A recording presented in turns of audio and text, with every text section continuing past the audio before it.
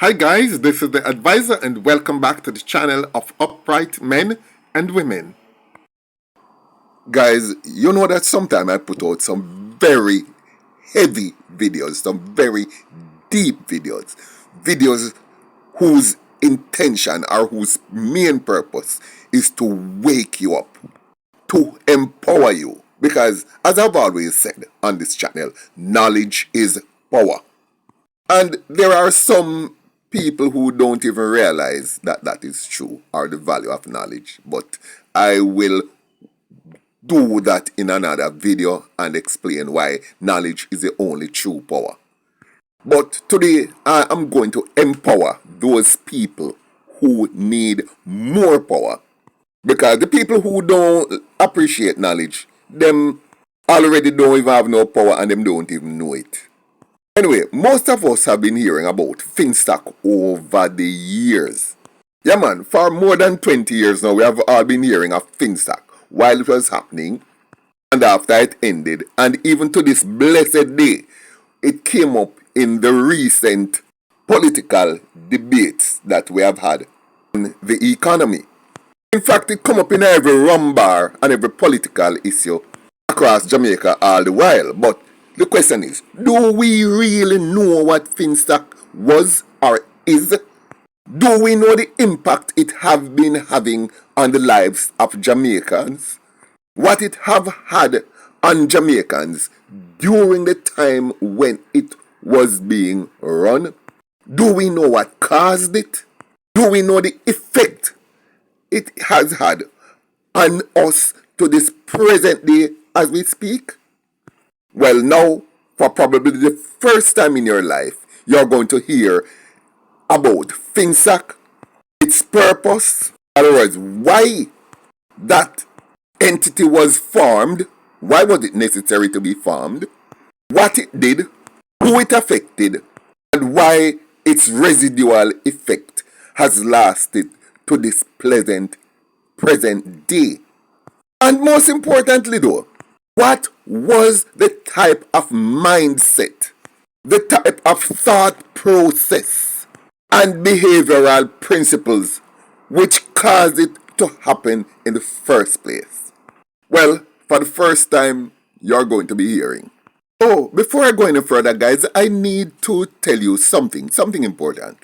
You might have noticed that I have less videos going out on this channel. And you know they have become more critically intellectual in content. That is because I've more or less changed the format of the advisor and using this channel to target my most critical thinkers. Now, I don't know if that is going to be permanent or temporary, but I'll just adjust as time goes by. But if you really want to see my other type of stuff, there is this other channel called Keeping Sith Real. And the link for that is in the comment section. And if you have not yet been there and subscribed, please subscribe. And all the other type of videos you have missed, they will be there. Now, let's go back to FINSAC. For those of you who might not know, the most important ministry or arm of government is the finance minister, the finance portfolio. There was one former prime minister, Edward Siaga, who had said it takes cash to care. And believe me, it does take cash to care. For example, if mustard seed and food for the poor and Father Holong's place people were not bringing them cash or buying things with cash and donating to them, they couldn't care for nobody whatsoever. It takes cash to care. And if a government wants to take care of its population, it takes cash to care. In other words, to break it down in its simplest terms, simply put, it's all about the economy. Like in everything else, running a country, you have to balance your books. You have to know your income, you have to know your outflows. You have to know where your money is coming from, just like handling your household. That's why they call it housekeeping money. If you listen when they talk in the budget speeches, they talk about housekeeping. Now, all of what I'm saying now is really important for you to get a basic understanding of where I'm going with this. In every annual budget, there are always two set of monies put aside, or should I say allocated. Even if you don't have this money in hand, you have to still allot these two sets of monies. One set is what you call the capital expenditure, and one is called the recurrent expenditure. Now, let's deal with the recurrent expenditure first. That is the money that occurs and reoccurs every single year. You don't have no option as to whether you're going to spend that money or not. That is the pay for the teachers, the nurses, the doctors, the firemen, the police, the warders, and so on and so forth. It is also, of course, to buy medicine and all the other housekeeping things that need to be done. And that goes up normally every year because of inflation. Which means you don't necessarily, because the money go up, you get more goods or more services. It just means that the price of things across the world have gone up, so you have to spend more money, maybe for getting the same amount of service or goods that you had gotten the year before. Now, the next set of allocation is called the capital budget or the capital expenditure. That is to do new things that had never been done before. Now, you have quite a lot of options with this. You can decide whether you're going to build new schools, build new roads, invest in your human resources, whatever. Now, the capital budget is normally used to set your country on a viable financial path. Putting infrastructure in place, you invest wisely out of that money so that by another year or 2 or 5, as the case may be, the earnings from that can put back into your budget to handle all the things that you need to do, because normally it is the capital budget which earns money to put into the recurrent budget for housekeeping. Now, here is what happened when the PNP took over in 1989. They were always fixing. They had always focused on the recurrent expenditure. Topping up salaries here and there, issuing goodies here and there. Yeah, man, out of the housekeeping money, doing whatever is in the housekeeping money, they did that, and they did that fine. But when it comes to the capital expenditure, they, not having any aptitude for finance and how money works, they took the money that was supposed to be in the capital expenditure and just put most of it over into the recurrent expenditure and just spend it just like that. So they did not build any businesses or build anything that could have generated more money down the line to put over into the recurrent expenditure, because as I said, the capital expenditure is there to generate money and build the financial viability of the country so you can put it over into the capital budget to spend. So what happening? They kicked the can down the road. So what happened is that they went to the IMF and they borrowed, because the country wasn't earning anything, because there was no investment, because the capital expenditure is for investment, so you can earn money in order to get cash to care. So, as I said, not having any sense of how finances work, them just spend off everything. And then what did they do? They went to the IMF and they borrowed. And instead of investing the borrowed money to give some returns in the future, them just spend it out willy-nilly. Then over the years, instead of having just 2 budgets, they had to have 3. different budget categories. One for recurrent expenditure, that is housekeeping. One for capital expenditure, which is just something they put on paper. And the third one, loan repayments. And as they borrowed more money and not earning none, they have to go borrow again. And the more they borrow and cannot pay back, is the higher the interest gets. Then they ended up now to a point as the years go by where the country became so heavily indebted that even if we wanted to invest capital money, we don't have it. I'm coming to FINSAC, I'm coming to FINSAC, but I'm just giving you the background as to why FINSAC came about. It reached this stage where all the goods that this country produced in 1 year, all of that money would be called the gross domestic product. All that the country could have produced for a year, it would take 1.5 times that, plus more than 1.5 times that, just to pay back the loan. If we not yam, we not drink, we not do nothing out of it, beard or nothing. I think it was 153% of GDP. That's where our loan reached. It reached the point where, for all practical purposes, it was just one budget for practical purposes, not 3. Because we had no capital expenditure now, because we dirt poor.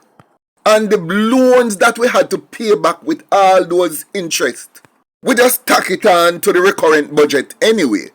So the money in the recurrent budget, which was the only budget now, was to use to fix roads, buy medicine for sick people, take care of their handicap, pay the part program people the little much where they might get, and of course pay and upkeep prisons and hospitals and police stations, etc., etc., etc.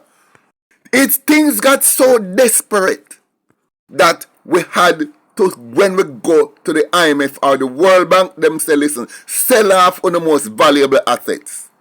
Therefore, we sold Alcan Bauxite, we sold Kirkvine, we sold Money Musk Sugar Estate, we sold Froome, we sold Bernard Lodge, we sold Cement Company, we sold Air Jamaica, we sold our Air Jamaica, other Air Jamaica slot in London, we sold JPS because we were dead broke.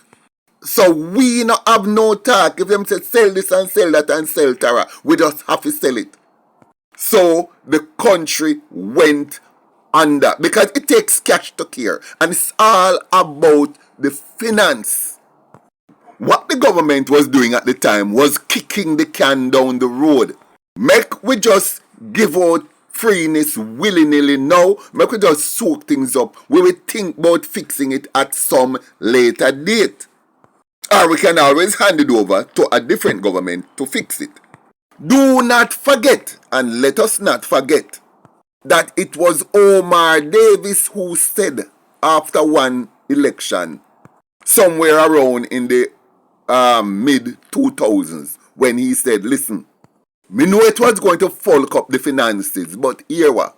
Me just run with it still. Me just run with it because we had an election to win. So we just going to throw caution to the wind, bulk up the country as much more as we can because we have an election to win. And do not forget, some said it was Paul Robertson who said it. Some said it was Bobby Pickersgill, but whichever one of the two, they said these words, and I quote, "We always think that it is better for us to form the administration. Therefore, anything that can lead us or cause us to be in power, we consider best for the country and in the best interest of the country." Unquote.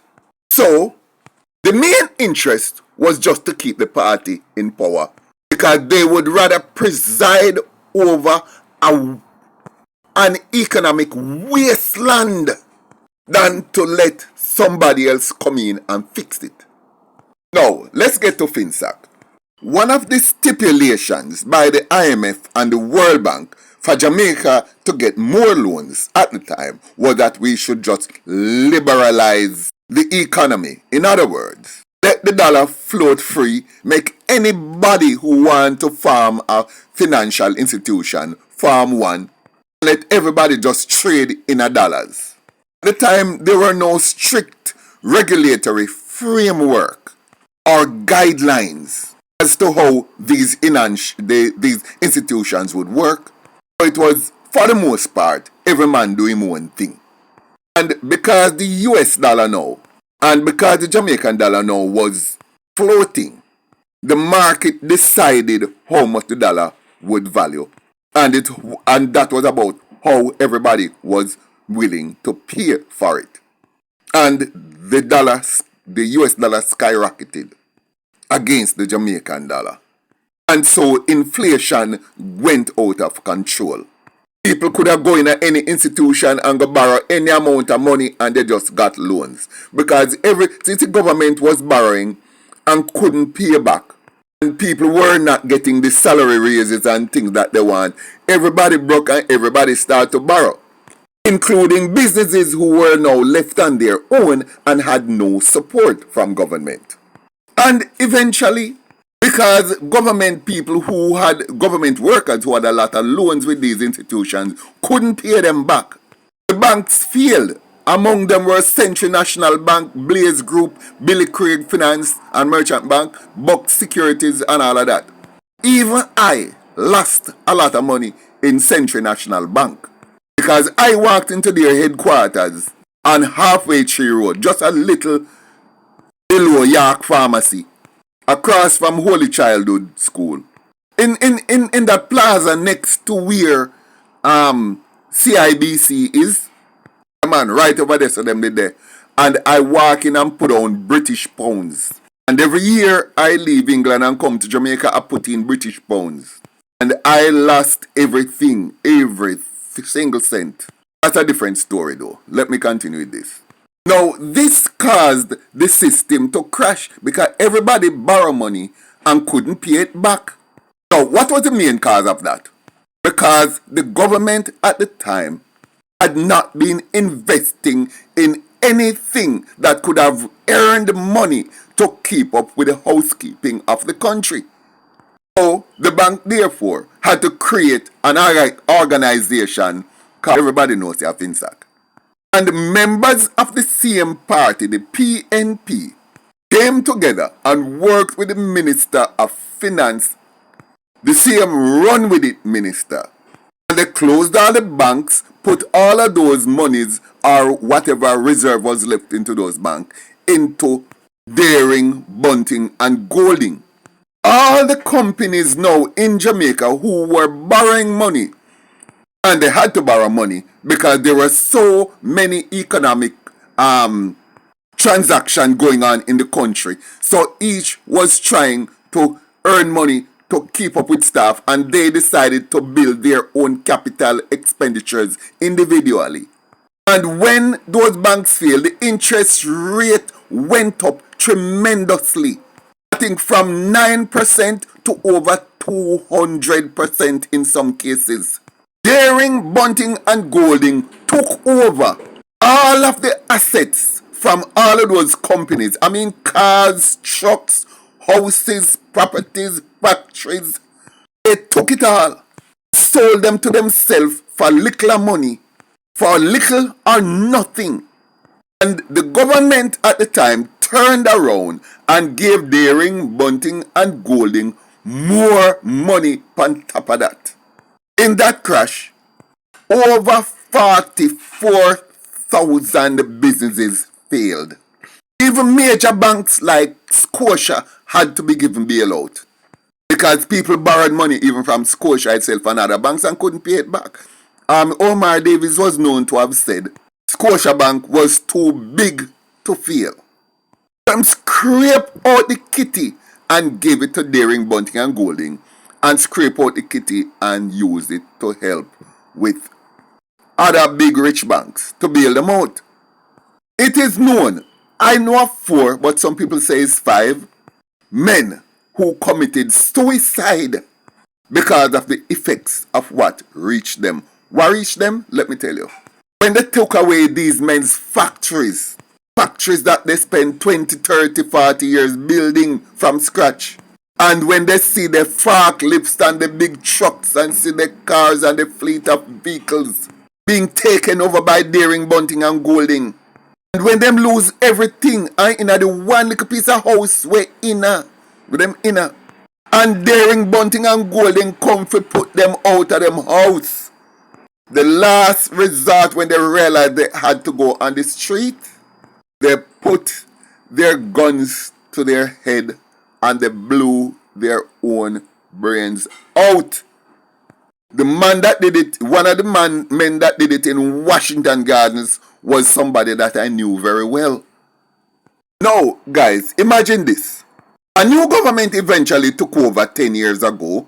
Now, I'm going to fast track to 10 years ago. I'm going to omit the time that Bruce Golding spent in power and the Portia Simpson Miller regime administration that followed after that. Because those that need at least another hour to go through those for an explanation. But that's not what the video is about. Let's move straight from the PJ administration, omit those two, and go straight to the Andrew Holness administration. Andrew Holness spent time building up the capital expenditure, did excellent housekeeping, paid down the debt from 163% to now I think it's about 54% or something like that. He built out the capital expenditure to make the country earn so much money that we didn't need to take any loan, or we took much less loan than before. And for the first time in its entire history, since the 1960s at least, Jamaica is almost debt-free, being able to handle all kind of capital expenditure, doing excellent housekeeping, being able to pay every government worker's salary without even negotiations, and increasing the overall welfare of the country and the people of Jamaica. And he did it without taxing the Jamaican population at all. No new taxes.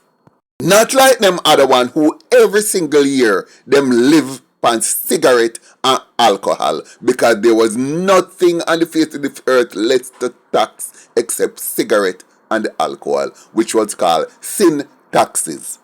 Because those were the only things left that people would not to bail out against.